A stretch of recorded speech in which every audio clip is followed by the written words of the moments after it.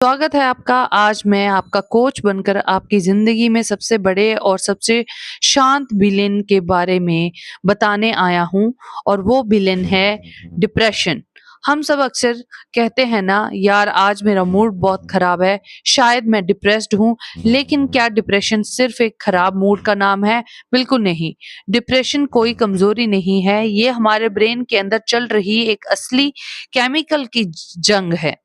आज हम एक कोच की तरह इस जंग के मैदान में उतरेंगे और समझेंगे कि डिप्रेशन का मैकेनिज्म ऑफ एक्शन क्या होता है। यानी जब कोई एंटी डिप्रेसेंट दवाई हमारे अंदर जाती है तो वो हमारे दिमाग के डिप्रेस्ड न्यूरॉन्स को कैसे दोबारा रिचार्ज करती है।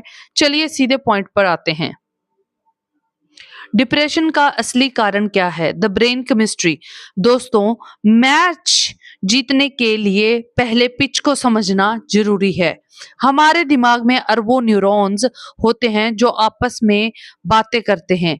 ये बातें कैसी होती हैं? कुछ खास केमिकल्स के जरिए, जिन्हें हम कहते हैं न्यूरोट्रांसमीटर्स।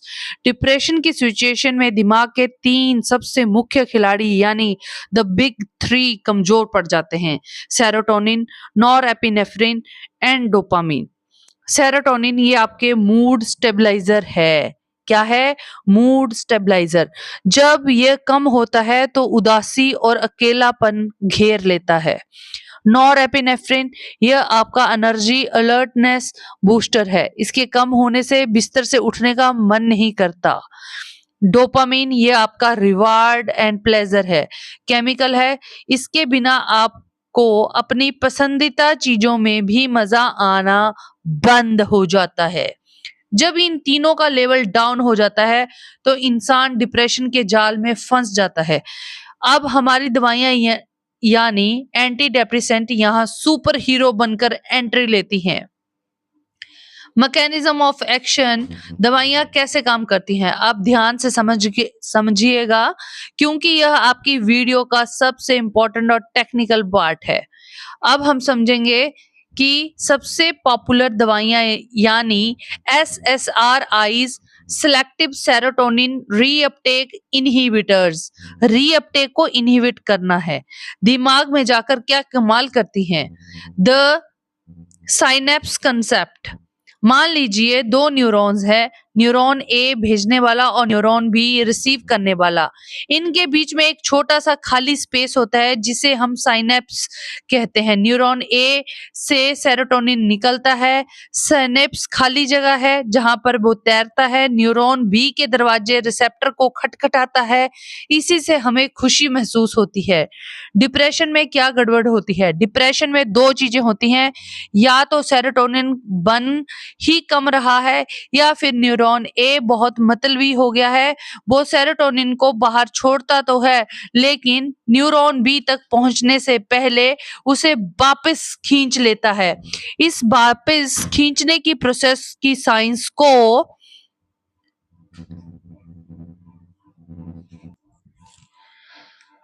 इसको हम वापस लेने की प्रोसेस को हम रीअपटेक कहते हैं।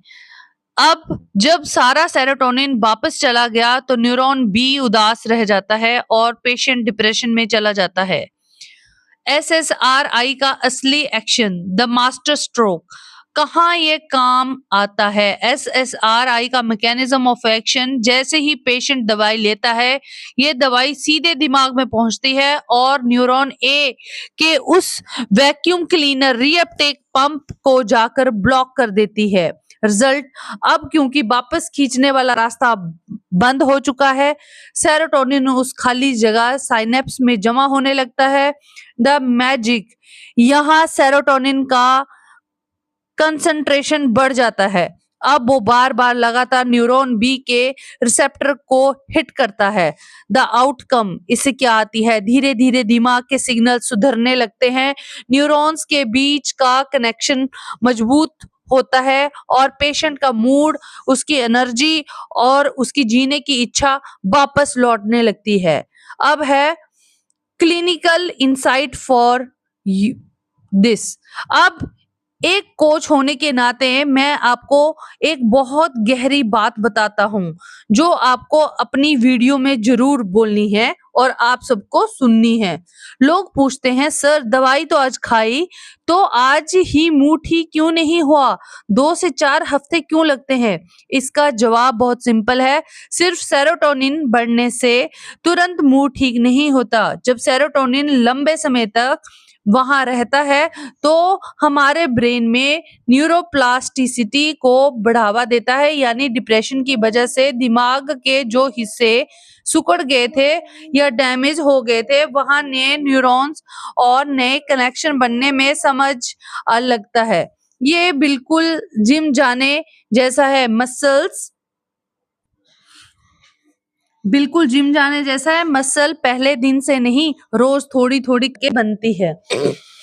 पार्ट 5 द इसमें क्या है कि डिप्रेशन कोई मन का वहम नहीं है, ये पूरी तरह से न्यूरोकेमिकल साइंस है और एंटी डिप्रेसेंट का काम सिर्फ आपको सिग्नल्स रिबिल्ड करने में मदद करना है। मुझे पूरा भरोसा है कि आज की इस डीप स्टडी के बाद आपको डिप्रेशन का मैकेनिज्म ऑफ एक्शन बिल्कुल आसान भाषा में समझ आया होगा। अपने एग्जाम में या अपने दोस्तों को समझाने में इस कंसेप्ट को ऐसे ही इस्तेमाल करना जैसे मैंने सिखाया है।